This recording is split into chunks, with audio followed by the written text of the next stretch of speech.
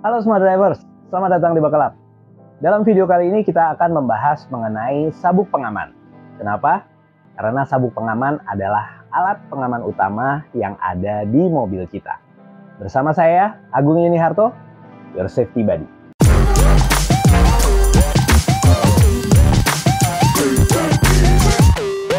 Sabuk pengaman adalah alat pengaman utama yang ada di kendaraan kita. Alat ini menjaga kita tetap berada di kursi kendaraan kita atau tetap berada di posisi kita ketika kendaraan kita mengalami benturan atau kecelakaan. Bayangkan kalau misalnya Smart Drivers tidak menggunakan sabuk pengaman ketika misalnya mobil kita menabrak benda yang ada di depan gitu ya, atau ngerem mendadak aja. Nah, Smart Drivers bisa seperti dadu yang dikocok di dalam gelas mental kemana-mana. Dan ini bukan cuma berbahaya untuk Smart Drivers, tapi juga bisa berbahaya untuk penumpang lainnya. Karena pada saat terpental-pental itu, bisa saja Smart Drivers mencederai penumpang yang lain yang ada di kendaraan Smart Drivers. Nah, karena itu sabuk pengaman ini menjadi sangat penting dan harus selalu digunakan. Bahkan ketika mobil Smart Drivers dilengkapi dengan alat pengaman yang lebih canggih seperti airbag misalnya, tanpa sabuk pengaman, alat pengaman itu tidak akan bekerja secara sempurna. Karena fungsi dari airbag adalah untuk mendukung sabuk pengaman yang membuat risiko yang bisa diterima Smart Drivers ketika mengalami kecelakaan menjadi lebih kecil. Makanya di airbag pasti ada tulisan SRS. SRS ini adalah singkatan dari Secondary Restraint System, alat pengaman sekunder. Kenapa? Karena yang primer pastinya adalah sabuk pengaman. Kalau kita bicara jenis sabuk pengaman yang umum digunakan, yang pertama adalah sabuk pengaman 2 titik. Ya, zaman dulu standarnya adalah seperti ini ya, artinya hanya ada 2 titik tumpuan di kiri dan di kanan, dan sabuk pengaman itu sendiri hanya melilit di pinggang dari penggunanya. Ya, saat ini mungkin yang hanya menggunakan sabuk pengaman 2 titik ini ada di pesawat terbang, atau juga di kendaraan umum seperti bis-bis antar kota misalnya. Untuk kendaraan yang beroperasi di jalan raya yang umum digunakan adalah sabuk pengaman 3 titik dengan 3 titik tumpuan, yaitu di kiri dan kanan bagian bawah dan 1 titik lagi di bagian atas. Kalau kita bicara fungsi, sabuk pengaman 3 titik ini memiliki keunggulan dibanding 2 titik karena dia juga menjaga badan kita tidak terlempar ke depan ya.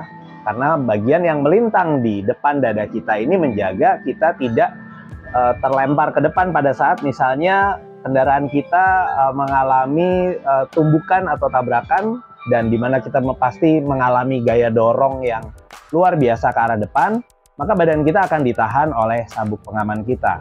Selain sabuk pengaman 3 titik, ada lagi yang mungkin lebih banyak lagi titiknya ya. Ini biasanya digunakan di mobil-mobil balap, ada yang 5 titik bahkan lebih ya.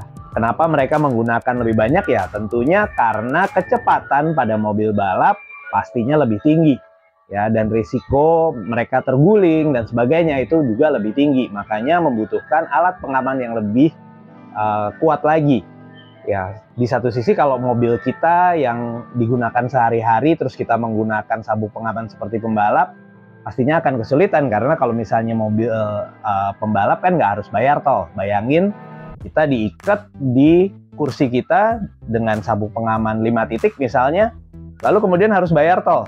Kita nggak bisa bergerak maju nih. Sementara kalau pada sabuk pengaman 3 titik, terutama yang semi otomatis atau yang otomatis ya, ini dia masih punya fleksibilitas. Ketika misalnya kita perlu mau bayar tol, kita bisa bergerak maju karena bagian depannya masih fleksibel.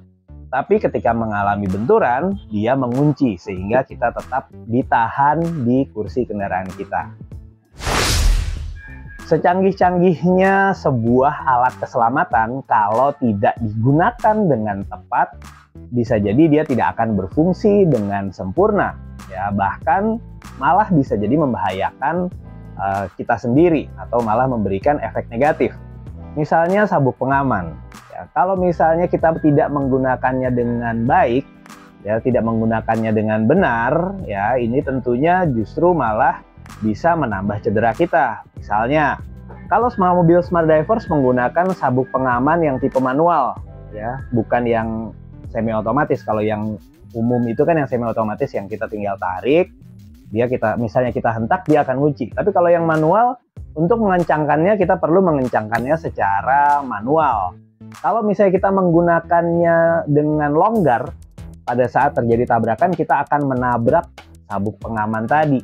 Ya, makanya kalau yang masih menggunakan manual ya tentunya harus dipakai atau dikencangkan terutama di bagian dadanya ya. Cuman memang efek negatifnya pergerakan kita selama mengemudi menjadi lebih terbatas.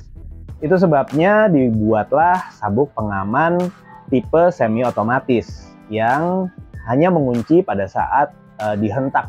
Ya, artinya kalau mengalami tabrakan ada hentakan baru dia mengunci. Atau bahkan yang sabuk pengaman yang dengan teknologi yang lebih tinggi yang menggunakan sensor, pada kecepatan tertentu dia langsung mengunci, atau pada saat mobil bermanuver misalnya menikung dia langsung mengunci. Nah, cara makainya yang benar gimana? Ada prinsip utama pada saat kita akan menggunakan sabuk pengaman, yaitu 3R: rata, rendah, dan rapat. Ya, rata artinya tidak ada bagian sabuk pengaman yang terlipat.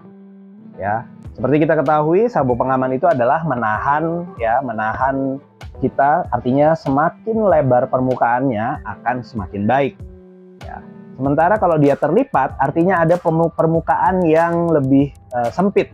Ya, apalagi kalau sampai tergulung, ya dia cuma misalnya seukuran jari pada saat terjadi benturan, ya tentunya itu malah bisa membuat kita mengalami cedera.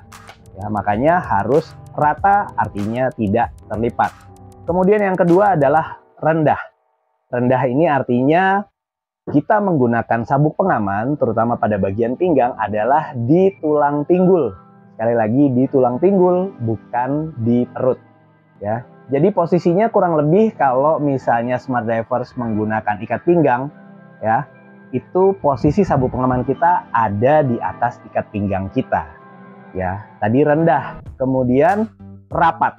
Rapat itu artinya dia, misalnya kita posisi duduk di kendaraan kita, dia menempel dengan badan kita. Artinya rapat dengan badan kita.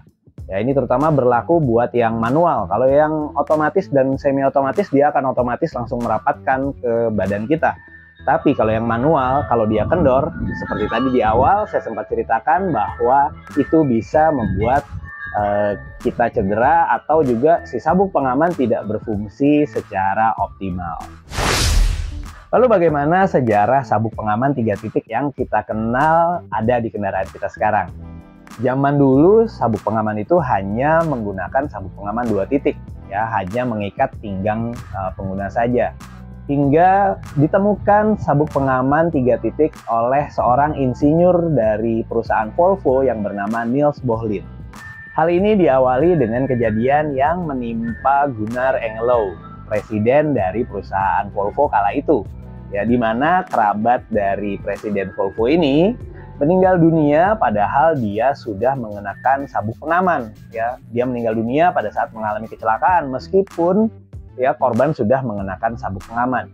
Hal ini membuat dengan jabatannya sebagai presiden dari Volvo, Gunnar Engellau memerintahkan untuk melakukan riset terkait dengan sabuk pengaman ini.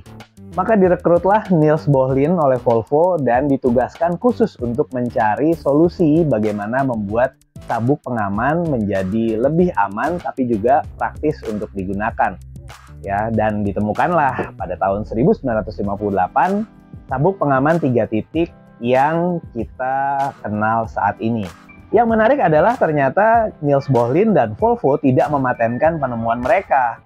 Ya, mereka justru mendorong untuk semua pabrikan menggunakan penemuan mereka, ya, tanpa, tentunya kalau nggak dipatenkan mereka nggak harus bayar hak penggunaan, ya, karena mereka mementingkan keselamatan bagi pengguna mobil di jalan raya. Jadi ketika ada korban kecelakaan yang selamat karena penggunaan sabuk pengaman, ada jasa Niels Bohlin di sana. Oke Smart Drivers, itu tadi pembahasan kita terkait dengan sabuk pengaman. Tentunya ketika kita berkendara sebagai pengemudi defensif, kita harus selalu menggunakan sabuk pengaman.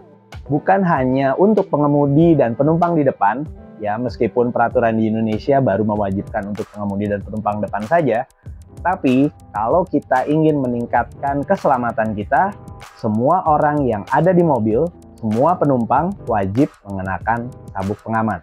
Jadi kalau kita bicara berapa kapasitas mobil, sesuai dengan jumlah sabuk pengaman yang ada di kendaraan itu. Ya tentunya memakai saja tidak cukup, kita harus memakai dengan benar. Supaya kalau terjadi kecelakaan, sabuk pengaman ini bisa berfungsi optimal yang mengurangi risiko kita mengalami cedera, bahkan kematian. Stay smart on the road.